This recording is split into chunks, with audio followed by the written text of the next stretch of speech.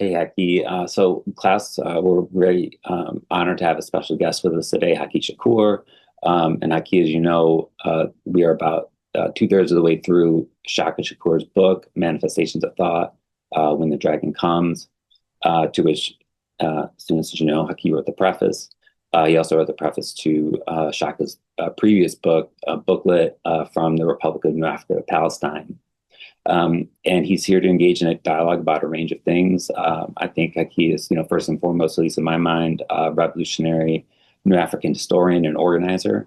He's been involved in the movement for decades and has been a part of various formations within the New African Independence Movement, and is also involved in the Shaka Shakur Freedom Campaign. And I think, most recently, correct me if I'm wrong, has been spearheading the New African Freedom Campaign, which is really taking off and is, I think, particularly attracting a younger generation of people to the New African struggle. So, Haki, I don't know if you want to just take it from there. What? Well, yeah, I'll just piggyback off what you said. My name is Haki Shakur of the August 3rd Collective. That's another formation of the New African Independence Movement. I was the national spokesperson of that as well, which was founded by Haki Shakur and other elders of the prison movement out in California. This formation was started around the 90s, going into like the early 2000s, and I became the national spokesperson around 2010. Also, I'm also the a part of the New African Independence Movement, which is another formation called NARN, which is the New African Revolutionary Nationalists. That is also another formation that was formulated out in California. But also, I'm a student of my mentors, Dr. Matulu Shakur and also Haki Shakur. This is how I became introduced to the New African Independence Movement and the Provisional Government of the Republic of New Afrika, basically through these two esteemed individuals, now ancestors of the movement. Also, I've done work with other organizations within the New African Independence Movement, like the Malcolm X Grassroots Movement, George Jackson University, and several other organizations as well to advocate for the freedom of political prisoners and prisoners of war across this empire of the United States of America. And I also do a lot of work within, research and historian work on our struggle as New African people here in the United States of America and things of that nature of our historical struggle. Thank you so much. And Haki, how did you get involved in the New African independence movement, as opposed to other trends within the struggle? I always like to say that my introduction to the New African Independence Movement came through VIA, the Jericho movement of 1998, which was founded by two esteemed revolutionary freedom fighters. One is an ancestor by the name of Safia Bukhari. She was a former Black Panther, New African Muslim, also a member of the Black Liberation Army, starred a section of the Black Liberation Army, and also by an elder who's out now, who just came home some years ago, Jalil Mutakim. He was also a political prisoner and prisoner of war who did over 50 years in prison and came home a couple of years ago, where they formulated like one of the first historic marches for political prisoners and prisoners of war back in 1998, where they unified various groups, comrades from various movements, the anti-imperialist white movement, the Chicano movement, the Native American movement, all came together in 1998 with the New African Independence Movement and marched on Washington, D.C. to bring more of a clear picture of political prisoners and prisoners of war. So that was my introduction, just basically that Jericho movement, and also my relationship with Dr. Matulu Shakur, who I also began to formulate a relationship with in the late 90s, early 2000s. And I joined his freedom campaign later on. So this is my introduction to the movement. And also when Haki Shakur also became one of my mentors. And what made me want to get in this movement was basically just the whole totality of the history of the New African Independence Movement and its relationship to other movements across the globe was, well, like movements like the Palestine movement you had going on for decades and other independence movements as well. But I didn't realize that Black people, New African people within the United States of America, I did not know this type of movement existed. I just thought this was other, oppressed peoples, colonized peoples that was seeing themselves as nations. So when I seen that it was a movement here that was, proclaiming that we were a nation of people that was also captured under the United States government, that sparked my interest. And I was already like a heavy researcher and a historian at that point in time. So I just did my due diligence to research this movement and see what this movement was about. And then later on, I would join that movement and also become a citizen of the Republic of New Afrika. And you mentioned a group called NARN. I'm not familiar with them. Could you? Are you talking about NARN? Yeah. Yeah, NARN is just basically a group of where they are elders now of original freedom fighters who came up out of a movement called the Black Guerrilla Family. And the Black Guerrilla Family also goes by the Swahili name the Wayusi Gaidi Jama. They was known as the Jama. This was like one of the first prison organizations out there in California that was actually originated and founded by George Jackson.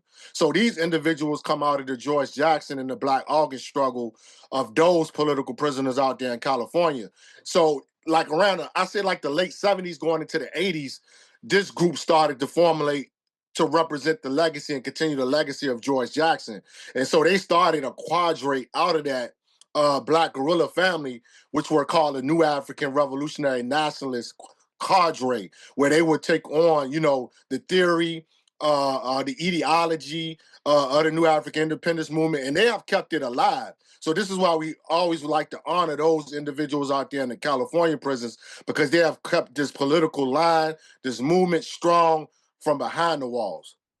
All right. So the question is basically like how widespread the movement is, how many people know about it, and if somebody had never heard about it before, and they were informed of it, like how likely would they, what would their opinion be? Like, is there a consensus around it? Things of that nature. Oh yeah, that's a good question. The movement is fairly large. It's still fairly large, but it's fairly still kind of like not known amongst the majority of the population. But if we're talking about the totality of the history of the New African Independence Movement and the Republic of New Afrika, yeah, we got like, I would say an estimate of probably even more like 10,000 citizens or more.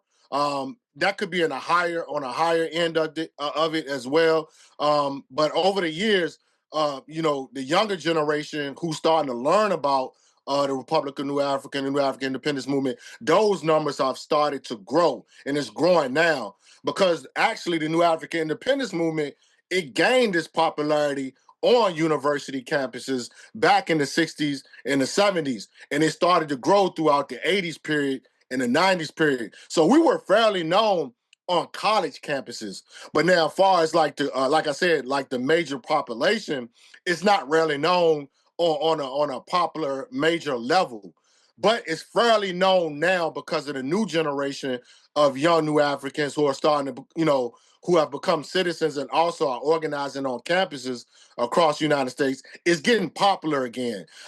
Actually, I would say we took a hit because the COINTELPRO and the J. Edgar Hoover program of the FBI, when they were destroying these Black movements, these Chicano movements, Native American movements, and even the revolutionary comrades from the anti-imperialist white movements, when they started to be infiltrated by, the J. Edgar Hoover COINTELPRO, the Republic of New Afrika took a hit because a lot of these people were captured, murdered, assassinated, and a lot of those elders went to prison for all these years. But I would say today, in 2026, it's starting to regain its popularity amongst the new generation of, younger generation of people across the empire. Now, as far as, like you said, the requirements and things of that nature, I mean, we have a constitution called the Code of Umoja of the Provisional Government of the Republic of New Afrika, and it has the whole constitution on the standards and requirements on becoming, a citizen of the Republic of New Afrika,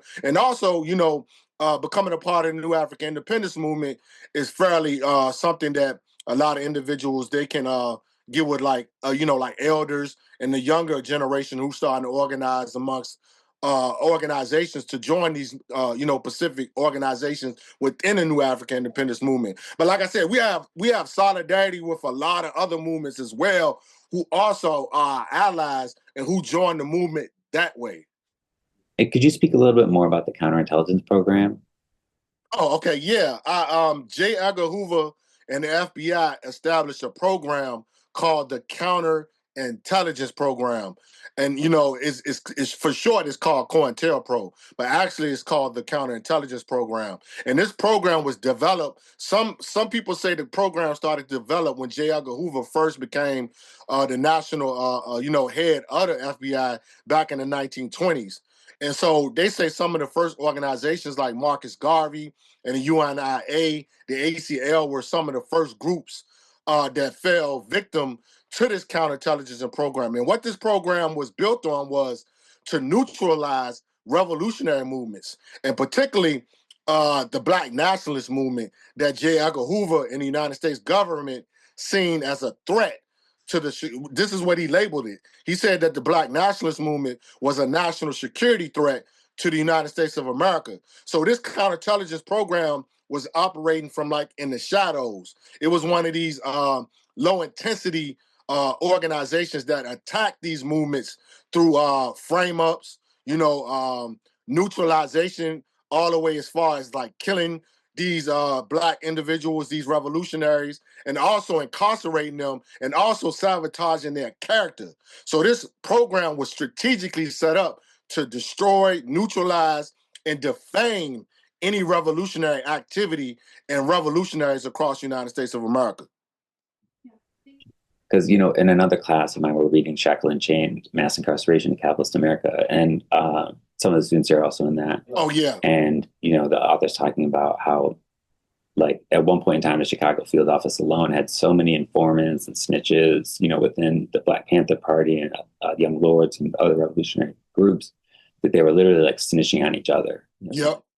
And let me also throw this in here. Like, the only reason we found out about the counterintelligence program was it actually came from a few professors, and I do believe a couple of college students was involved as well.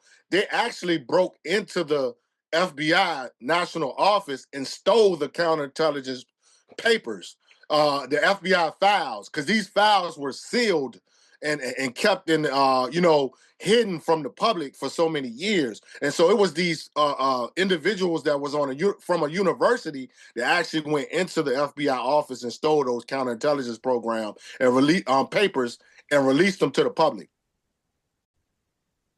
Extra credit for that. Exactly. One of the things that Alexis is asking the question, found interesting was how the U.S. violated the United Nations, founding document, right? It talks about you can't, Shaka talks about this a lot, right? You can't, like amend a people into a constitution. And so basically the question is like, how does that fit into your goals right now? Like, for example, the way the U.S. deals with indigenous nations, the student says like they don't think that's fair, right? So would you want like recognition, or what kind of recognition? What capacity? I like the pamphlet also that Shaka Shakur actually wrote. It's a pamphlet called "From the Republic of New Afrika to Palestine." So I would like for y'all to actually read that as well to get a better understanding on what we asking for and things of that nature. When it pertains to the Republic of New Afrika and our, our demands for independence as a nation of peoples, because our struggles are very similar to the Palestinian people, and also is very similar to other independence movements that have also still under oppression today, colonized movements that's under oppression today, that are seeking the same thing that the New African Independence Movement and the Republic of New Afrika is seeking, is actually just, nationhood, some land where we can set our nation up upon. You know what I'm saying? It hasn't changed from the 1960s when we founded the first constitution of the Republic of New Afrika, the Code of Umoja. We're still asking for this same similar demands, because nothing has changed from our genocide all the way from our ancestors when they was first brought here. And we're still actually being attacked and suppressed and subjugated and things of this nature. So our demands hasn't changed.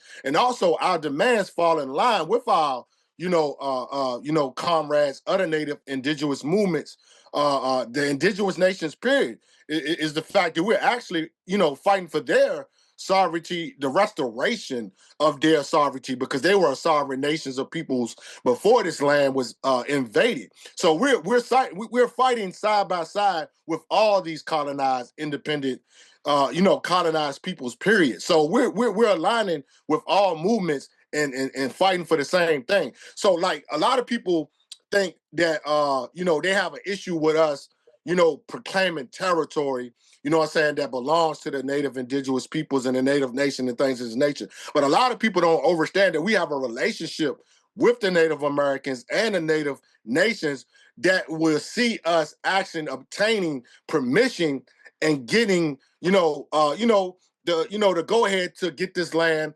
that we do think is rightfully ours, to a certain degree, because what our people have been through. A lot of land has been stolen from our people as well, that we actually obtained, during slavery, after slavery, and things of this nature. So we have land rights, but our land rights goes through the native indigenous nations, not to take their land from them, because we don't want to be like, the settler colonists who first came in. We're not trying to steal no land to proclaim a nation and things of that nature. We're actually trying to do it the right way. And that's working with our Native American brothers and sisters. So can you talk a little bit about what exactly constitutes a nation, and why, land is so foundational to that, and, relatedly, what exactly independence means? Exactly. Well, to put it in a proper context, I always like to, start with, how did we get here?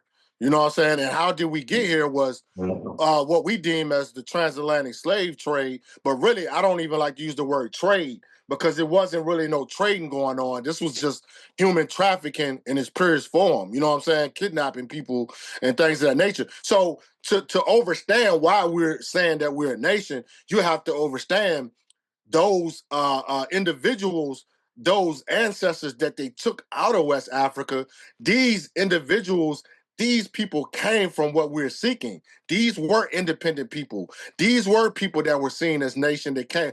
People like to use the word tribe. I don't like to use that word too much, because even if you go to West Africa right now and you use that word among certain groups, they will correct you and be like, no, we're not a tribe. That is something that the colonizers labeled us, and things of that nature. We are nations. So like when you go to West Africa, you'll hear certain groups like the Igbo people, Yoruba people, calling themselves nations. So the fact that they went into West Africa and took people from nations, right, and took them across seas, to a whole nother foreign land, on this landmass, people got to understand, nations form out of your material reality, out of your conditions, and things of that nature. So when, we started to resist on those ships, and they bring in all these different groups of people, these different nations of peoples together with a common enslavement, a common bondage. You see what I'm saying? They started to resist against that common colonial bondage on the ships. When they got on the landmass, when they started to group these people together, you got to realize these are people that started to formulate and to become a new people, because we have the same struggle, the same, we started to speak the same tongue, even though it's not our original tongue. We started to speak the colonizers' language. So that's a common language. And we were kept in a common territory, which is the Deep South, the Upper South. So we have all the things that formulate the definition of a nation: land, language, culture, right? And out of that culture was resistance. We have been fighting back against our captors for over 300 years. You see what I'm saying? So even all the way up until the periods of time in the 1920s, when the Communist Party started to articulate that, yeah, Black people are a nation that's captured within the empire of the United States of America. So when you start to get other nations to start to identify you as a nation, this is how the new African Independence Movement and the Republic of New Afrika started to come into existence. See, the Republic of New Afrika was actually, the individual who actually gave us the name. They named the territory. They formulated a provisional government similar to the provisional government of the Russian Revolution, or the Vladimir Lenin Revolution. So we formulated a government. We named the territory, and throughout this history, you will have to go back and study the chronology of certain things that took place during slavery through Reconstruction all the way up until modern time that formulated this particular nation. Okay, and Amelia is wondering if you could talk a little bit more about like the qualifications for being a New African, or rather, like taking on the New African identity. Is there, like, do you have to be a part of the movement? Can it be something cultural? Like, what steps do people take, for example? No, that's a good question, because that's like the most important question is how we formulated this identity. Okay, there was an elder, she's an ancestor now. There's a revolutionary elder. She actually was the mentor of Malcolm X as well, and other famous revolutionaries you might have heard of throughout the years as well. It's an elder ancestor by the name of Queen Audley Moore. She goes by the name Queen Mother Moore. And if you look up Queen Mother Moore, she actually has a book out now. It's an autobiography. They finally put a book out on her, where Queen Mother Moore is actually one of the founders of the Provisional Government of the Republic of New Afrika. And Queen Mother Moore, she went to Ghana back in I would say like the 1950s, 1960s. She went to Ghana. And when she went to Ghana to retrace her roots, the Ghanaian people actually gave her a title of queen. This is where she get the queen from, in Queen Mother Moore. So Queen Mother Moore, and like when all these individuals came together, March 31st, 1968, in Detroit, over 500, revolutionaries attended what they called the Black Government Conference. And when at this Black Government Conference, it was Queen Mother Moore who actually gave us the New African identity. So it actually comes from a woman.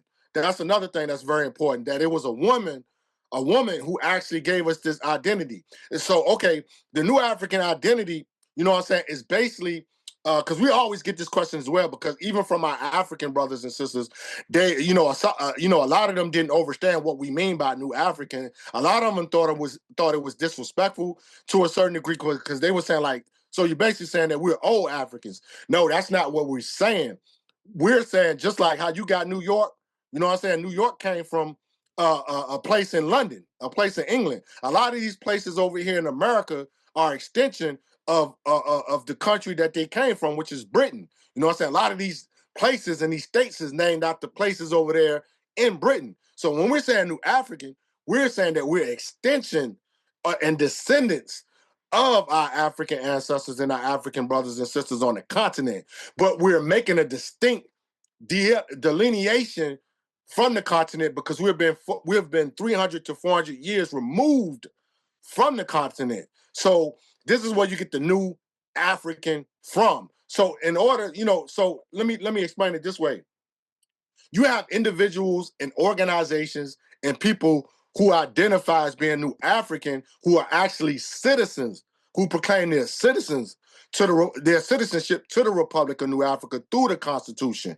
But you also have brothers and sisters who identify with being New African, who are not even citizens. They're just individuals who are actually starting to understand that this is this new identity, and they're identifying with it culturally because they see the cultural significance of who we are when we say we New African. So there are a lot of people across the United States who call themselves New African, but they may not be citizens of the Republic of New Afrika. It's a difference, and they might not be a part of the New African Independence Movement, but culturally, they identify themselves as New African. So that's kind of like basically the criteria of the New African identity. You can identify with it, and you can also, how can I put it, stand in solidarity with it as well. You know what I'm saying? Without becoming actual citizen, because some people don't want to become a citizen.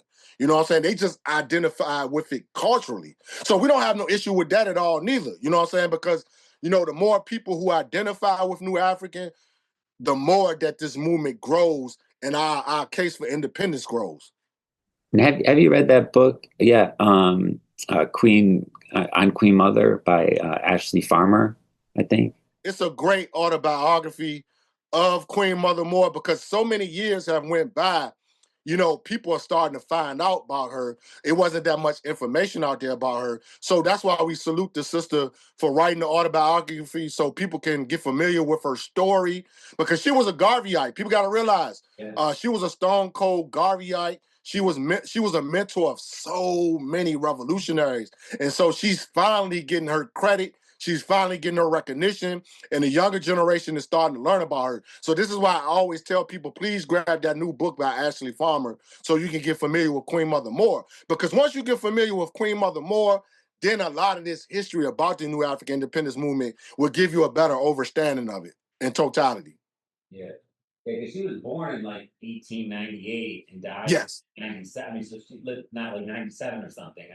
Right. Yes. So she would live through like that whole, like, that whole, like a century. Yes. A century. Yes. Yeah, that movement. So, yeah. And people got to realize she's born in a period of turmoil of this. You got to realize this is around the beginning of the Jim Crow period as well. You know what I'm saying? So if you go back and study that Jim Crow period that starts to formulate after Reconstruction, this is a woman that was born through this period of time. So she's seen a lot. You know what I'm saying? So that's why she was one of the best ideological teachers of the New African Independence Movement because of what she grew up in, what she saw through this whole period of time, all the way up until her membership when she joined the Communist Party. Okay, so in terms of the fight for nationhood, are there things that you're actively doing, or rather, what are you actively doing? So you're fighting for self-determination and independence. Like, does one take precedent over the other? Do they all work together? And, what does it look like? Yeah, I definitely see it, all those things on the same particular, level, because it all starts with organizing at the end of the day. You know what I'm saying? In order, like, I like to always explain it like this. The first, put it like this, the first stage of nationhood is your household, right? Your family, you know what I'm saying? So these New African Black families, the families, and then we become community.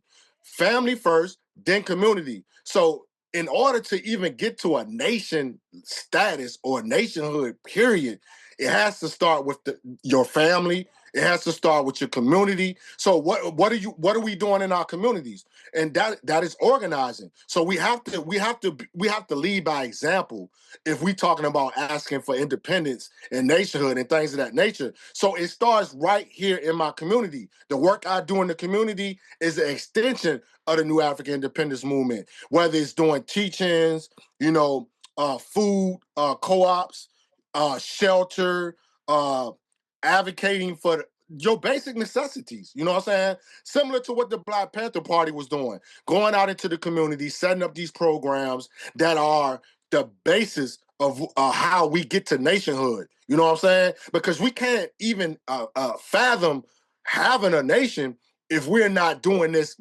amongst our community. Because right now, we're oppressed communities across the empire of the United States of America. We're captured communities. So we have to organize within our communities and do this community work. And we got a thing called liberated zones that goes all the way back to 1968 when they first started the government. And what we mean by liberated zones is setting up this liberated black space for our people to rebuild our communities from the destruction of self-destruction through drugs and things of that nature, the internal violence, cleaning up our communities and things of that nature, cleaning up our households. So all these things are the basis of nationhood. It's called nation building. So what I do in my community is an extension of that. You know what I'm saying? Nation building. But it also starts with political education. Setting up political education classes. That is something that we do as well. And like he said in the beginning, we have this new organization called NAFC that is starting to gradually grow. You know what I'm saying? So we are an extension of other organizations, other cadres that have come before us. So we're just trying to continue that torch by bringing the younger generations into this community organizing, cleaning up the communities and things of that nature, so that can lead to nationhood. So yeah, I'm doing a lot of work in the community outside of political prisoners and prisoner, work, because it starts within the community. It starts with our families and things of that nature. And we've been through a lot. We've been through the 1980s, the drug epidemic. We've been through continuing to try to clean up this violence in our communities and things of that nature. So all these things are a part of what we're trying to do in order to be a great representations of nationhood and declaring independence. And that's one of the ways that the prison struggle relates to it, right? It's because it's like literally, destroying Black and African communities, right? Yeah, all those things that are all the internal issues and external issues in the new African Black community is all connected. It's an ecosystem of our systematic oppression. So anything dealing with, like the mass incarceration, and things of that nature, all these things are interconnected to what we call nation building and things of that nature is actually going back, rebuilding our communities, fixing our people, repairing our people. This is another thing, the reparation struggle. The reparation struggle is also a heavy component of the New African Independence Movement and the Republic of New Afrika. So none of these things are separated. All these things are interconnected because it's one big ecosystem of our oppression. You know what I'm saying? Of being a subjugated people for so long. So anything dealing with that, yeah, it's all connected. The school, also the school to prison pipeline. People got to realize the education system has failed our people. You know what I'm saying? Across the board. So correcting that as well. You know what I'm saying? Trying to get better education. The healthcare. Healthcare has failed our people for so many generations and things of that nature. So also we're doing work in that field. You know what I'm saying? When it comes to our healthcare. You know what I'm saying? And healthcare for others as well. See, the thing about the New African Independence Movement, we are an extension of the human family. So when we're talking about addressing these issues, we're not only talking about ourselves. We're talking about our other brothers and sisters as well. Whether we're talking about the brown community, the Asian community, even our brothers and sisters amongst the, the LGBT, Q community. All these things are issues that we address all on the same level. None of this stuff is separated. You know what I'm saying? Even when it comes to other diverse communities, the New African Independence Movement is a reflection of all these colonized, oppressed communities. So we're when we're talking about ourselves, we're talking about all those communities. All right. And so the next question is, what is a good way to make people realize that all these struggles are connected and that, if the movements were working together, they would be much stronger? Oh, that's a good question as well. Like I said, the first steps to any of this is getting educated on this history of these movements. You know what I'm saying? Because particularly, what I'm saying, these things haven't been taught from the last couple of generations. You know what I'm saying? These things have been repressed, suppressed from generation to generation. So I would always say starting with political education first, because if you don't have a good political education and an understanding of research and the chronology, just even the existence of these movements, right? If you don't know these movements exist, then you can't overstand the totality of the picture and the context of the importance of these movements unifying. I would just say this.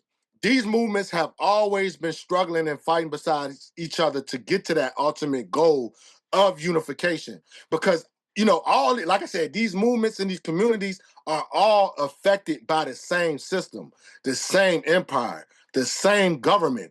So if we're divided, because that's what they've been doing all these years with COINTELPRO, the FBI, J. Edgar Hoover's programs, this counterinsurgency from the United States government, there's low intensity and high intensity warfare to destroy these movements, to keep these movements separated. You got to realize the only reason why this empire exists is through conquering and division of these movements. You see what I'm saying? The government stays in power through our division. This is just historical facts. You know what I'm saying? So if individuals can't understand the importance of unification through multinational groups and national colonized peoples, then I don't know how you can explain it better than that. You know what I'm saying? Because if we stay divided, we stay colonized. If we stay divided, we stay ignorant to each other's struggles. You know what I'm saying? In totality. So unification is very important amongst the new African independence movement because we see historically, you know what I'm saying, the only way these movements survive, the only way colonized people survive and in self-preservation is through unification with other national, multinational groups. This is just facts. You know what I'm saying? This is what revolution is about. When we're talking about revolution, we're talking about unification of colonized groups, revolutionary groups, independence movements. You see what I'm saying?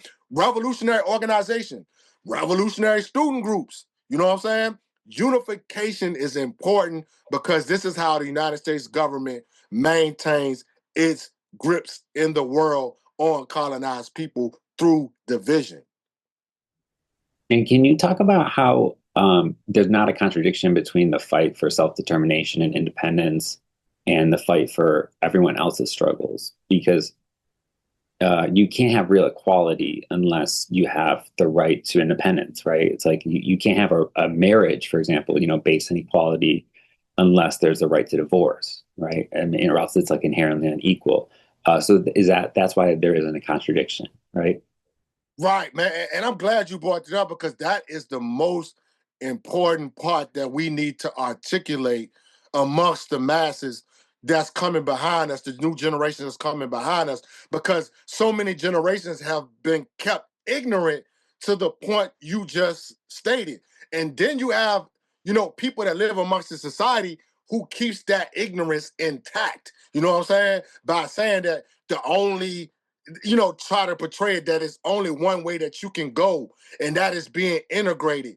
That's equality. No, that's not the truth. You know what I'm saying? Because you got to over that, and that's why I say the importance of going back and studying this whole historical context of independence, this context of nationhood, colonized groups and things of that nature, to where you can understand self-determination. Because if you don't understand self-determination, then you can't understand this struggle in its proper context and what you just stated when it comes to people always saying this equality thing. Oh, separation is succeeding, and that's not equality. You know what I'm saying? And things of that nature. Like, no, you got to go back and understand the proper context when they say equality and what that means to the empire.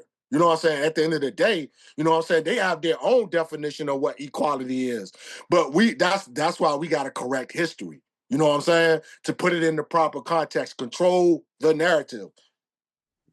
Okay, so we should wrap up. And Haki, I definitely want to give you the last word, but I did just want to say that it might seem like a far off, or idealistic like vision, to realize the Republic of New Afrika. But the reality is that nations in general are like a very relatively recent phenomenon in human history. And even a country like Italy is like really new in many ways. I mean, and so what seems like what seems impossible at the time, or right just before its occurrence, like this is said about revolutions often, right? Like looking back, you're like, obviously that was going to happen, right? That had to happen. That was so unjust, right? That a new system had to be born, had to come out of it. And so I did just want to say that. But Haki, thank you so much. I'll turn it over to you. Anything else you want to say? And thank you again. Yeah, I was just say, thank you, for bringing me on. You know what I'm saying? And, salute to the students, you know what I'm saying, for, reading Shaka's book and trying to get a better understanding of the New African Independence Movement and the Republic of New Afrika. I would say, please, share this with people that you know, whether it's your families, whether it's your community that you go back to, and things of that nature, and share Shaka's book. You know what I'm saying? Teach people about these things, you know what I'm saying, that they might not know about, and have discussions, amongst your student peer group, you know what I'm saying, about these type of things. This is how we start to spread it. You know what I'm saying? It's not only us, you know what I'm saying, the revolutionaries, the freedom fighters of the Republic of New Afrika and the New African Independence Movement, to spread this to the masses, within the United States of America. It's also, you know what I'm saying, on y'all as well, because y'all the future generations, to make people understand, this history, the importance of this history that's been suppressed and kept in the shadows for so long. You know what I'm saying? That's helping us out, you know what I'm saying, in the long run, to make this an actualization, like he just said, this independence, this nationhood, and things of that nature. It starts with y'all, you know what I'm saying? Passing this information on and tossing it on to people who may not know, at the end of the day. But I would just like to say, yeah, continue to read Shaka's book, study Shaka's book, spread the word on Shaka's case and things of that nature, and political prisoners and prisoners of war. Also, you can go to the Republic of New Afrika's website to learn more about it. It's pg-rna.com, pg-rna.com, if you want to learn more about the Provisional Government in the Republic of New Afrika and see how you can support it as well. And also, you can follow me on all my social media sites, Haki Kweli Shakur, to see, some of the work that I'm continuing to do and things of that nature, and to keep up with the movement of the New African Independence Movement. That's basically it, and all I have to say. And just thank you for having me on. No, thank you again, Haki. The class, as you can see, is nodding their heads. Are really grateful. And yeah, every time I talk to you, it's just really informative for me personally. So, and then it definitely has been for the students as well. So, all right. Thank you again. Yeah. All right. Thank you. Thank you again, Conrad. Have a good day, y'all.